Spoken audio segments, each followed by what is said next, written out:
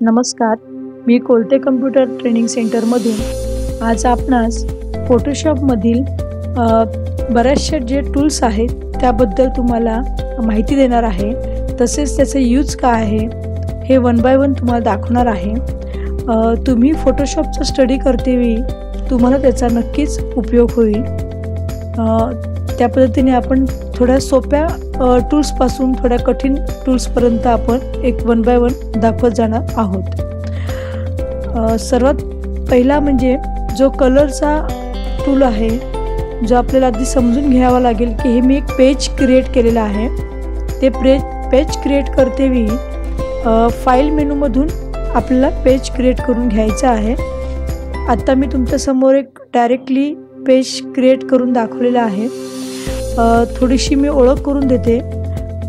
याच्या सगळ्यात टॉपला जे वरती तुम्हाला file, edit, image, layer, type, select, filter, 3D, view, plugins, window, help असे मेनूजचे प्रकार दिसत आहेत. यांना मेनूज म्हणतात. त्याच्यानंतर खाली जी आहे ती प्रॉपर्टी टूलबार आहे. मतलब म्हणजेच की जे काही टूल्स आहेत त्या टूल्सवर जेव्हा मी क्लिक करेन त्याच्या रिलेटेड वरची प्रॉपर्टी बार चेंज झालेली दिसेल. त्यातही खूप बऱ्याच सेटिंग्स आहेत, बऱ्याच ऑप्शन्स आहेत. त्याचाही यूज कसा होईल हे तुम्हाला एक स्टेप बाय स्टेप दाखवलं जाईल. त्यानंतर जे बाजूला आपल्याला दिसतोय तो म्हणजे एक वेगवेगळे टूल्स आहेत. या टूल्समध्ये अजून काही सब टूल्स आहेत. जेव्हा तुम्ही याच्यावर क्लिक करता तो तुमचा माऊसचा लेफ्ट क्लिक जर तुम्ही धरून ठेवलात, माऊसचा टूल्स जर तुम्ही धरून ठेवलात तर त्या पद्धतीने तुम्हाला ही लिस्ट आलेली दिसेल. त्याच्यामध्ये तुम्हाला वेगवेगळे टूल्स दिसत जातील. प्रत्येकाची संख्या कमी अधिक असेल. काही टूल्समध्ये 4 असतील, 3 असतील, 2 असतील. तर अशा पद्धतीने तुम्ही क्लिक करून त्याला बघू शकता. माऊसची लेफ्ट क्लिक धरून ठेवायची आहे. ज्याला बाजूला इथं छोटासा ॲरो दिसतोय त्याला क्लिक करून धरलात तर तुम्हाला पूर्ण सगळे टूल्स दिसत जातील. तर असे तुम्हाला वेगवेगळे टूल्स हे मी एक छोटे व्हिडिओ त्याचे मी बनवणार आहे आणि त्या पद्धतीने तुम्हाला टूल्सचा यूज कसा आहे केला जातो हे तुम्हाला दाखवणार आहे. कारण फोटोशॉपमध्ये तुम्ही जे टूल्स प्रॉपरली जर वापरू शकलात तर तुम्ही त्यामध्ये अधिक जलद गतीने काम करू शकता. कारण टूल्सवर सगळ्या गोष्टी डिपेंड आहेत. जेव्हा आपण फाईल घेतो त्या फाईलला आत्ता नाव दिलं नाही आहे. त्याच्यामुळे untitled-1 33.3% लेअर 0 RGB 8 इथे मी तुम्हाला काही कोणत्या विंडो ज्या होत्या त्या मी सगळ्या क्लोज केल्या, ज्या स्टार्टिंगला येतात. त्या आत्ता आपण विंडोज कुठून घ्यायच्या, प्रत्येक टूल्सप्रमाणे प्रत्येकाची विंडो कशी ओपन होते हे मी तुम्हाला दाखवते. सगळ्यात पहिल्यांदा तुम्ही फाईल मेनूमधून क्लिक केल्यावर जेव्हा न्यू ऑप्शन सिलेक्ट करता त्यामध्ये कस्टमाइज केलेल्या काही जे साईजेस आहेत पेजचे तर त्या ऑलरेडी दिलेल्या आहेत. 4x6 इंच 300 ppi म्हणजेच त्याचा रिझोल्युशन किंवा त्याला पिक्सेल म्हटलं जातं. त्याच्यानंतर कस्टममध्ये पुढची एक पिक्सेलमध्ये दाखवलेली आहे. पहिली इंचेसमध्ये आहे आणि दुसरी आहे ती पिक्सेलमध्ये आहे आणि तिसरी आहे ती सेंटीमीटरमध्ये आहे. तर आपल्याला काम करताना एखादं जे आपल्याला पेज घ्यायचं आहे ते एखादं सपोज आयडेंटिटी कार्ड असेल किंवा एखादं पॅम्पलेट असेल तर A4 साईजमध्ये जर आपल्याला पॅम्पलेट बनवायचं असेल किंवा एखादं 2x3चं आयडेंटिटी कार्ड बनवायचं असेल तर त्याची विड्थ किती आणि हाईट किती हे आपण इथे डिफाईन करू शकतो. याच्यामध्ये काम करतेवेळी मोस्ट ऑफ इंचेसमध्ये काम केलं तर बेटर आहे. कारण पिक्सेल, सेंटीमीटर, मिलीमीटर, पॉईंट्स आणि पीसेस याच्यामध्ये काम करताना बरंच आपल्याला छोटे आपल्याला सेंटीमीटर्स वगैरे मोजणं कठीण पडेल. आपल्याला काम करताना बरेचदा आपण इंचेसमध्ये काम करणं गरजेचं आहे आणि आपल्याला ते मोजायला सुद्धा सोपं पडेल. इंचेस किंवा एकतर मोठ्या बॅनर्स असतात त्याच्यामध्ये आपण फुटामध्ये मोजतो आणि इंचेसमध्ये मोजणं सगळ्यात सोपं पडेल. त्यामुळे इंचेस हा आपण ऑप्शन ऑन ठेवणार आहोत. इथे अनटायटल 2च्या ठिकाणी आपण नाव देऊन ठेवू शकतो. जे तुम्हाला नाव द्यायचं आहे सुटेबल ते तुम्ही नाव देऊन ठेवू शकता. मी सध्या XYZ असंच एक नाव दिलं आहे, कारण तुम्हाला एक एक टूल्स दाखवायचे आहेत. माझी एखादी कुठली जसं फोटो अल्बम किंवा आयडेंटिटी कार्ड वगैरे किंवा असं काही माझा प्रोजेक्ट करायचा नाही आहे, म्हणून मी XYZ हे नाव दिलं आहे. तुम्ही कुठले नाव देऊ शकता. विड्थ मी 4 घेतली आहे, 4 घेतली आहे, हाईट 6 घेतली आहे. तुम्हाला ओरिएंटेशन कसं पाहिजे, जे पोर्ट्रेट किंवा लँडस्केप तुम्ही दोन्ही ह्याच्यामध्ये घेऊ शकता. पोर्ट्रेट म्हणजे उभं आणि लँडस्केप म्हणजे आडवं पेज. तर त्या पद्धतीने तुम्ही त्याची जी क्रिएटिव्हिटी तुम्ही त्या पद्धतीने घेऊ शकता. एखादा पॅम्पलेट जर आडव्या स्वरूपात असेल तर तुम्ही लँडस्केप घेऊ शकता, नाहीतर पोर्ट्रेट घेऊ शकता. रिझोल्युशन 72 पासून स्टार्ट होते, पण यामध्ये खूप कमी रिझोल्युशन जर तुम्ही घेतलात तर इमेज लवकर जी तुम्ही हेवी किंवा हाय डेफिनेशनची इमेज घ्याल तर ती खूप त्या 72 पिक्सेल किंवा रिझोल्युशनच्या पेजवर इम्पोर्ट होताना प्रॉब्लेम होऊ शकतो. तर यामध्ये 300 घेतली तर प्रॉपरली तुमची इमेज तिथं पेस्ट करून घेऊ शकता किंवा जी तुमची इमेज करा ती ब्लर होणार नाही. यासाठी 300 घेणं गरजेचं आहे. 300 घ्या, 600 घ्या, 1200 घ्या, त्या पद्धतीने तुम्ही घेऊ शकता. जसे तुमच्याकडे वर्क असेल, जो जॉब असेल, जॉब म्हणजेच तुम्हाला जे काही पॅम्पलेट किंवा एखादी मॅगझिन ॲड वगैरे असेल तर त्याला जॉब म्हटलं जातं. तर यामध्ये तुम्ही जशी पेजची साईज आहे त्याप्रमाणे तुम्ही रिझोल्युशन घेऊ शकता. यामध्ये पुढे जो आहे पिक्सेल/इंचेस हा जो ऑप्शन मी सिलेक्ट केला आहे, तर या पद्धतीने मी सिलेक्ट केला कारण मला इंचेसमध्येच काम करायचं आहे, त्यामुळे तो मी ऑप्शन सिलेक्ट केला. त्यानंतर कलर मोडमध्ये bitmap, greyscale, RGB, CMYK, lap यामध्ये RGB आणि CMYK मध्ये मोस्ट ऑफ पॉप्युलर जे 2 मोड आहेत ते म्हणजे RGB आणि CMYK. सपोज एखादा कलर इमेज आपल्याला जर स्ट्रोकच्या स्वरूपात असेल तर आपण ग्रेस्केलमध्ये म्हणून एक घेऊ शकतो, पण मोस्ट ऑफ ग्रेस्केल एखादं काही इमेज असेल, एक ओल्ड इमेज असेल, पिक्चर असेल तर त्याला आपण कन्वर्जन कलरमध्ये करतो. कलरचं मोस्ट ऑफ ग्रेस्केलमध्ये करत नाही, पण एखादं जर कोणाला जर स्टाईल असेल, जर स्केच वगैरे काढलेलं असेल कलरमध्ये तर त्याला ब्लॅक अँड व्हाईट कसं दिसतं हे बघायचं असेल तर ग्रेस्केल घेऊ शकतात.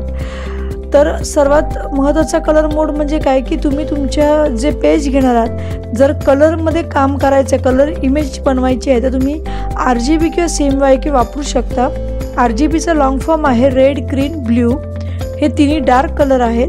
त्यामुळे प्रिंट करतेवेळी RGB हा मोड ठेवून चालत नाही, त्याला CMYK हा मोड ठेवावा लागतो.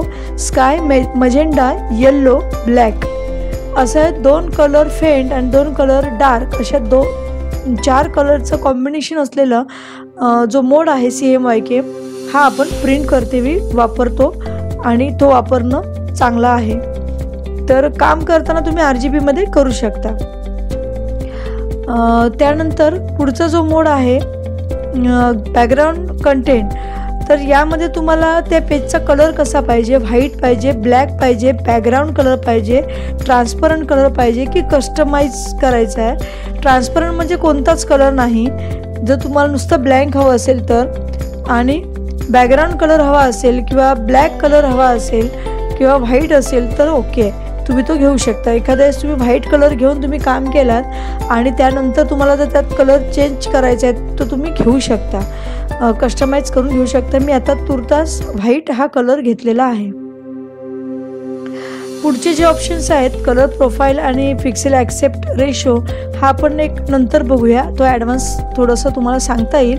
आत्ता आपल्याला फक्त एक पेज घेतानाचं एक सेटिंग आपण केलं आहे आणि त्यानंतर आपण कलर कसा घ्यायचा आहे किंवा जे छोटे छोटे टूल्स आहेत सोपे जे तुम्हाला लक्षात राहतील तर अशी आधी आपण पहिलं घेऊया. त्याचा प्रॅक्टिस तुमची चांगली झाली की तुम्ही पुढचे टूल्स बघू शकता आणि प्रॅक्टिस करून घेऊ शकता. तर आता याच्यावर मी क्रिएट केल्यानंतर तो अशा पद्धतीने मला पेज इन्सर्ट झालेलं दिसेल, जे आत्ता मी पोर्ट्रेटच्या स्वरूपात घेतलेलं आहे. तर यामध्ये तुम्हाला दोन कलर्सचे शेड दिसत आहेत. एक तर पहिला व्हाईट दिसतोय, त्याला फोरग्राऊंड कलर असं म्हणतात, आणि दुसरा आहे तो सेट बॅकग्राऊंड कलर. तर यामध्ये सगळ्यात पहिला जो आपल्याला टूल्स बघायचा आहे तो म्हणजे जेव्हा मी याच्यावर कर्सर ठेवते ते आपल्याला त्याचा प्रिव्ह्यू दाखवला जातो. जसं त्यांनी एक ॲरो दिला आहे आणि तुम्हाला ज्या शेपमध्ये कलर स्प्रेड करायचा आहे तर त्या ठिकाणी क्लिक केला आणि तो कलर त्याला स्प्रेड झाला आहे. तर अशा पद्धतीने आपण कलर त्याला स्प्रेड करणार आहोत. त्यासाठी आपण जो कलर घ्यायचा आपल्याला तो आपण चेंज करून घेणार आहोत. पण कलर चेंज करतेवेळी आपल्याला कुठला कलर करायचा, हा करायचा की हा, म्हणजे फोरग्राऊंड की बॅकग्राऊंड. तर यासाठी फोरग्राऊंड कलरसाठी जर मी चेंज करायचा, मला हा ऑप्शन इथं ऑन असणं गरजेचं आहे. त्यावेळी आपल्याला फोरग्राऊंड कलर आपण त्याच्यामध्ये स्प्रेड करू शकतो.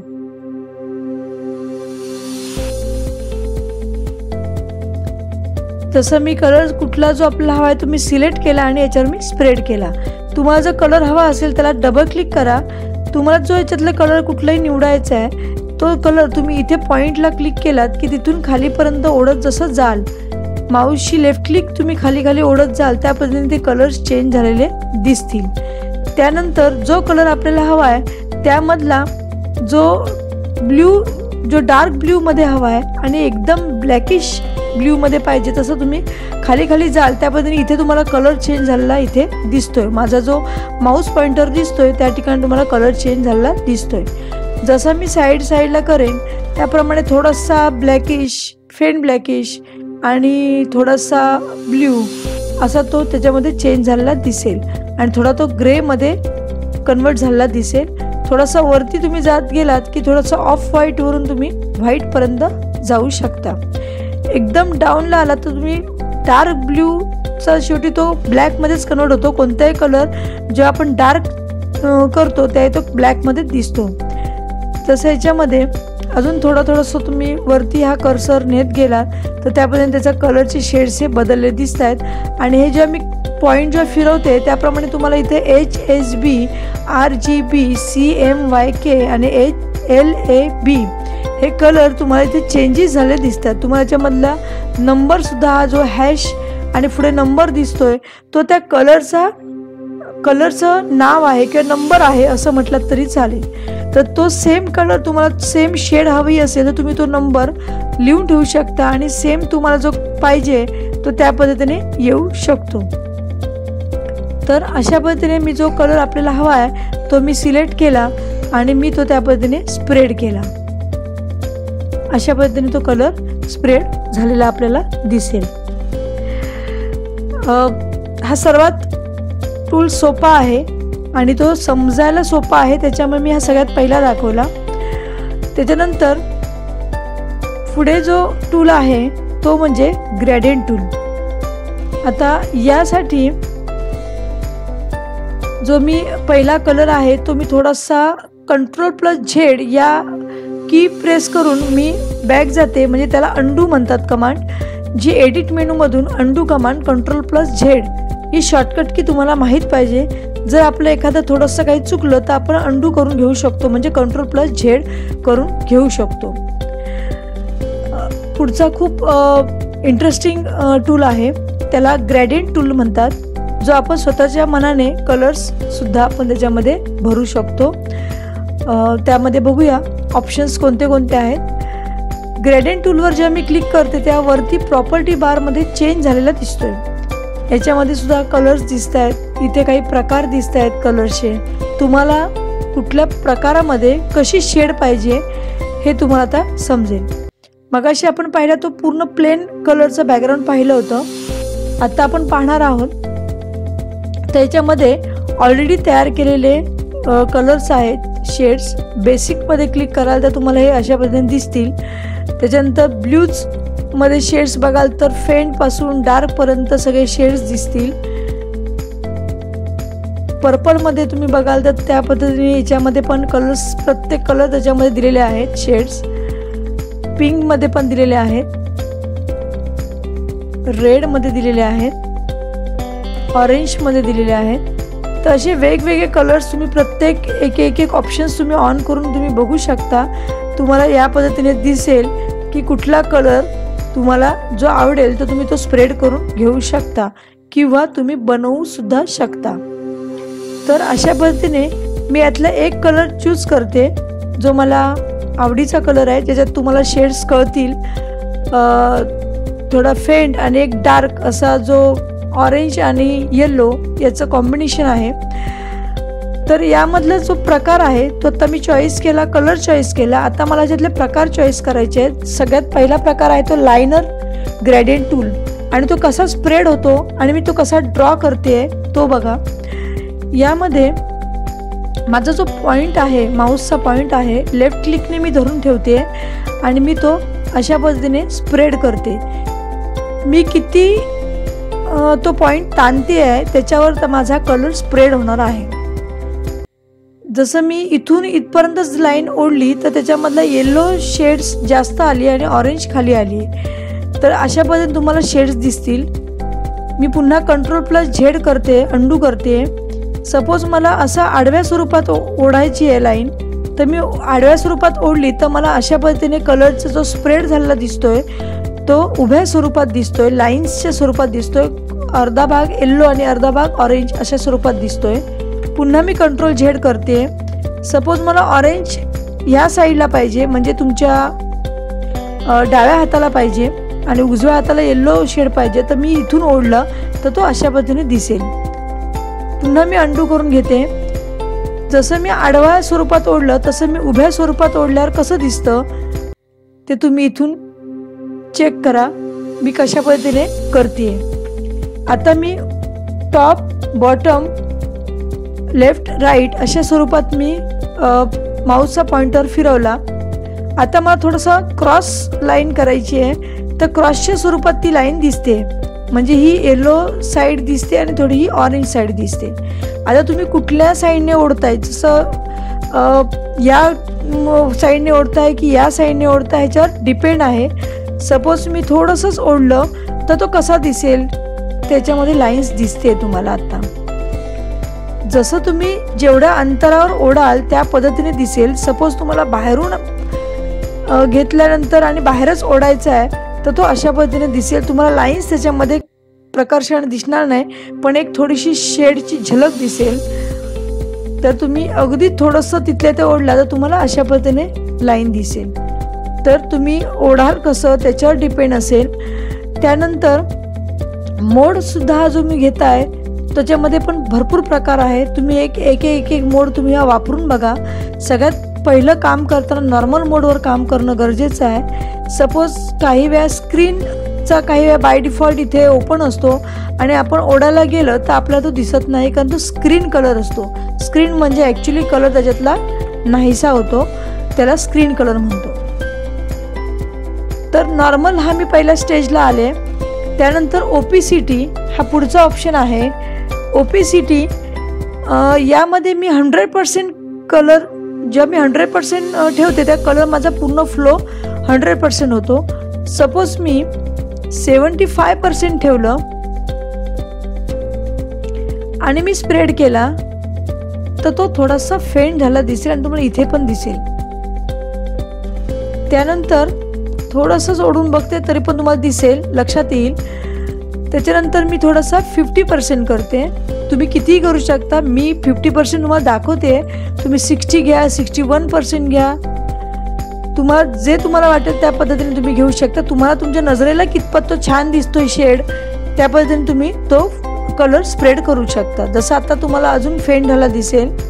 त्यानंतर 25% मी ठेवते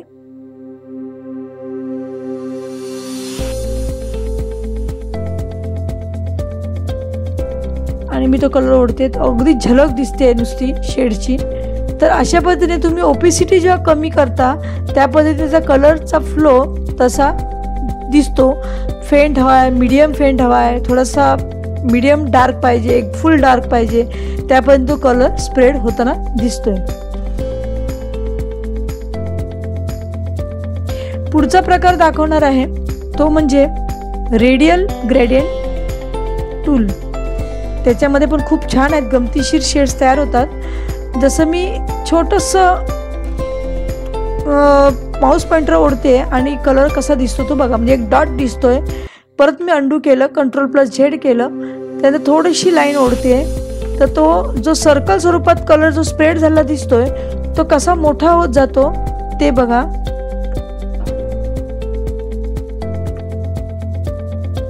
मी ज्या पॉइंट पासून ओढणार आहे त्या पॉइंट मध्ये पहिलं येलो शेड्स तयार होते आणि मग ती स्प्रेड होते. जसं इथून येलो मध्ये आणि जो कलरचा फ्लो आहे तो सर्कलच्या स्वरूपात असा दिसतोय, ह्या स्वरूपात दिसतोय. जो स्प्रेड होतो तो सर्कल स्वरूपात स्प्रेड होत जातो.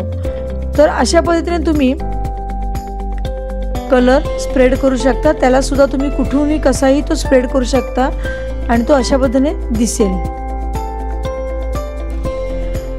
फार लांब लचक जर तुम्ही ओढला तर तुम्हाला अशा पद्धतीने दिसेल. त्यानंतर पुढचा जो आहे अँगल म्हणजे कोन टाईप दिसेल.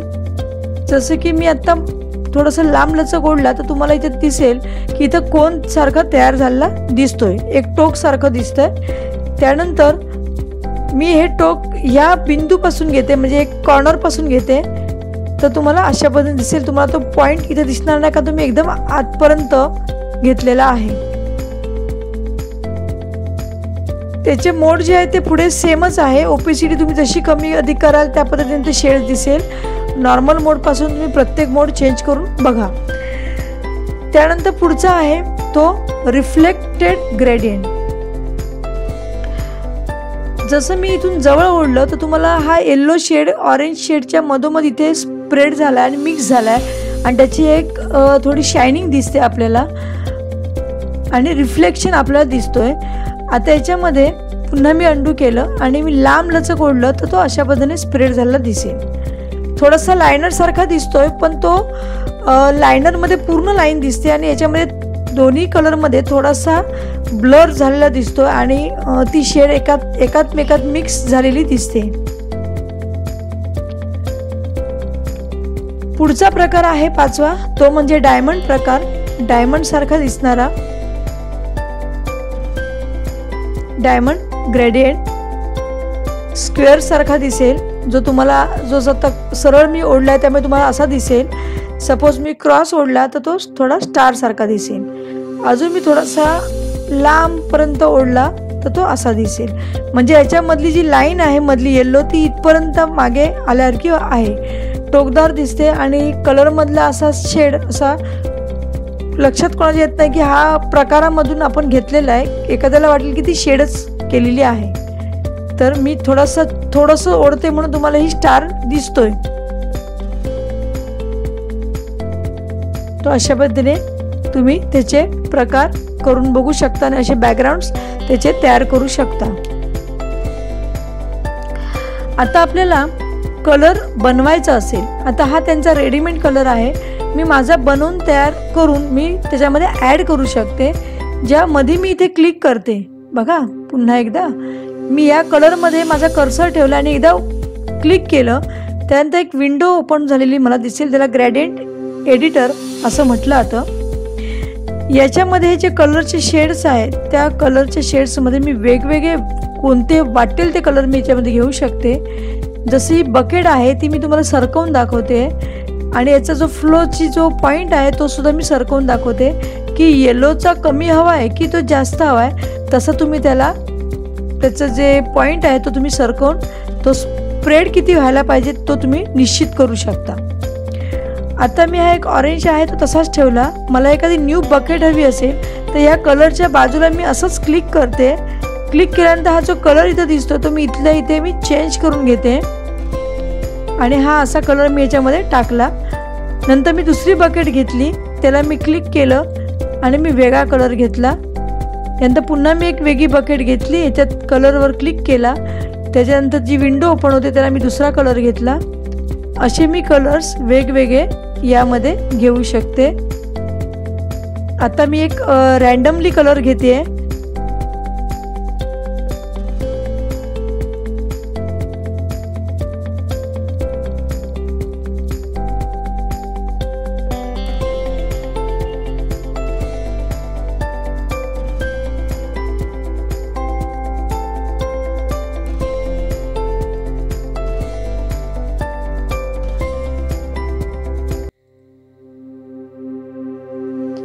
तर असे कलर्स मला आवडेल तसे मी सेट केले। तुम्हाला तुमची अजून नवीन क्रिएटिव्हिटी करू शकता। आता याच्यामध्ये मी ऑरेंज जो घेतला आहे, असाच एक डीप ऑरेंज घेतला आहे, तो मला कलर जरा इथे चेंज करायचा आहे। तो मी डायरेक्ट ती बकेट उचलून चेंज करू शकते। म्हणजे कुठल्याही कलरची बकेट मी कुठेही इन्सर्ट केली म्हणजे ती फिक्स होत नाही, तर ती मी त्या पद्धतीने चेंज करून घेऊ शकते। तुम्ही एक बकेटच्या बाजूला दुसरी बकेट किंवा त्याच्यावर ओव्हरराईट करू शकता आणि त्याच्यामुळे इथे तुम्हाला लाईन दिसेल। अशा पद्धतीने अशा खूप असंख्य बकेट्स तुम्ही घेऊ शकता। सपोज मला एखादा कलर हा आवडला नाही तर मी याला सिलेक्ट करेन आणि डिलीट करेन, तो इथून कलरची बकेट नाहीशी झालेली दिसेल। पुन्हा क्रिएट करायची असेल तर मी क्लिक करून तिथे कलर भरू शकते। तर अशा पद्धतीने मी कलर चेंज करून घेतले आहेत। बकेटची पोझिशन आपण चेंज करू शकतो। आता हे मी घेतलेले कलर मला ॲड करून ठेवायचे असतील तर इथे तुम्हाला कलर कोणते जे त्यांचे ऑलरेडी बनवलेले आहेत ते कलर आहेत त्यामध्ये माझा ॲड झालेला दिसेल न्यू या नावाने। जसं आता मी हे कलर त्याच्यामध्ये ॲड केलेले दिसत आहेत। तर आता मी ओके करते आणि माझा कलर मी जो घेतला आहे तो मी आता स्प्रेड करून या 5ही प्रकारामध्ये दाखवते। खूप छान पद्धतीने दिसतो। ज्या आता मगाशी दाखवले ते मी 2 कलर होते, त्याला एक वेगळा लुक दिसला होता। आता मी अनेक कलर घेतले, अजूनही तुम्ही याच्यापेक्षा अधिक कलर घेतल्यावर कसं दिसेल हे तुम्हाला थोडंसं दाखवेन। पण आता मी एक 8-10 कलर घेतले, त्याच्यामध्ये अशा पद्धतीने लाईन्स दिसत आहेत। सपोज मी थोडंसंच ओढलंय तर तुम्हाला जास्त त्याच्यामध्ये लाईन्स दिसतील। त्यानंतर पुढचा प्रकार आहे तो अशा पद्धतीने दिसेल रेडियल। सपोज मी लांब लचक ओढलं तर तो अजून अधिक छान खुलून दिसेल। मगाशी 2 कलरमध्ये तेवढा तो जाणवत नव्हता की तो सर्कल आहे, पण आता हा कलर सर्कलच्या स्वरूपात कसा स्प्रेड होतो हे तुम्हाला प्रकर्षाने दिसेल। पुढचा प्रकार आहे तो कोनिक।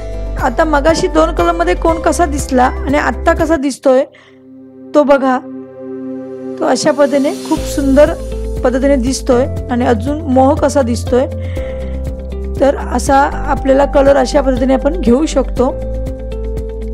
पुढचा जो आहे तो रिफ्लेक्शन, जे आपण मगाशी कलरचे प्रकार सगळे बघितले ते आता आपण परत बघतोय। थोडंसं मी लांब लचक ओढतेय, ताणतेय, तर अशा पद्धतीने तो स्प्रेड झालेला दिसेल।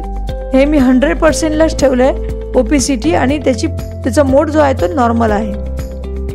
पुढचा आहे तो डायमंड या स्वरूपात मी घेतलंय। आता तुम्हाला कलर कसा दिसतोय आणि प्रकर्षाने तो डायमंड दिसतोय। मगाशी 2 कलरमध्ये तेवढा दिसला नाही आणि आता जर मी खूप लांब लचक ओढलं तर तो कसा दिसेल।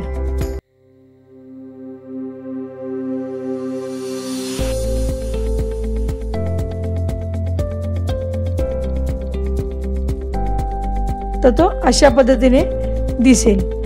तर हे आपण वेगवेगळे कलर्स घेतले। तशी तुम्हाला एक थोडीशी मी गंमत म्हणून जी ऑलरेडी याच्यामध्ये कलर्स आहेत रेडी, जो सॉलिड आणि त्याच्या खाली एक नॉईस नावाचा प्रकार दिसतोय, तर त्या नॉईसमध्ये ऑलरेडी हे कलर बनवलेले आहेत। असंख्य बारीक बारीक कलर याच्यामध्ये बनवलेले आहेत। ते कलर मी सिलेक्ट करून आता जरा मी एक प्रकार तुम्हाला परत हे 5 प्रकार दाखवते। अशा पद्धतीने दिसेल।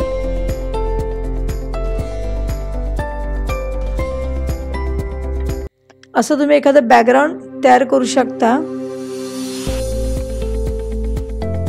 मगाचा सर्कल आणि आत्ताचा सर्कल खूप डिफरन्स दिसतोय, कारण तसं ते कलर कॉम्बिनेशन केलेलं आहे। असेही तुम्ही कलर कॉम्बिनेशन करून बघू शकता।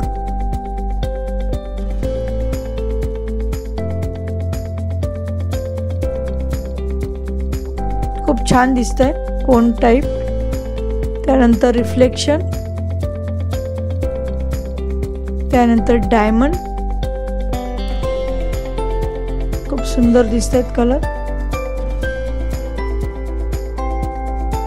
प्रत्येक शेड्स दिलेली आहे आणि असंख्य कलर त्यांनी घेतलेले आहेत। तर असं नॉईस प्रमाणे तुम्ही अजून थोडे डार्क कलर घेऊ शकता। आता थोडेसे डार्क पासून फ्रंटपर्यंत दिलेत, जेणेकरून तुम्ही जो फ्लो कराल कलरचा तो थोडा आत गेल्यासारखं वाटतं आपल्याला, हा चौकोन एकदम आत गेल्यासारखा. आणि बाहेरचे सगळे जे रेक्टँगल आहेत तर ते सगळे फेंट कलरचे घेतलेले आहेत, म्हणजे जे आपण डायमंडच्या शेड्समधून पाहतो तर त्या पद्धतीने दिसतात.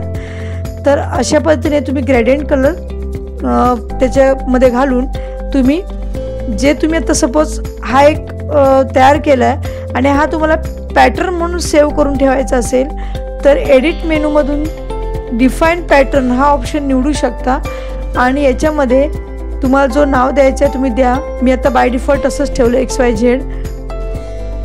ओके केलं. ओके केल्यावर माझ्या नावाचा जो पॅटर्न आहे तो तयार झालेला आहे. त्या पॅटर्नचा यूज मी नंतर तुम्हाला दाखवणार आहे, ज्या एक पुढचा जो टूल आहे त्याच्यामध्ये दाखवणार आहे तो पॅटर्न मी कसा वापरू शकते.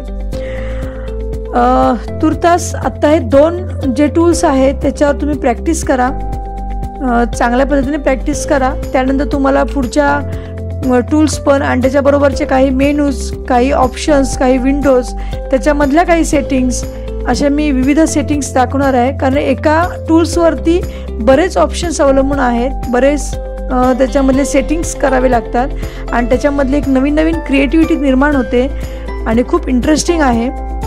तर तुम्ही एक टूल्स तसे बघत जा आणि प्रॅक्टिस करत जा. धन्यवाद.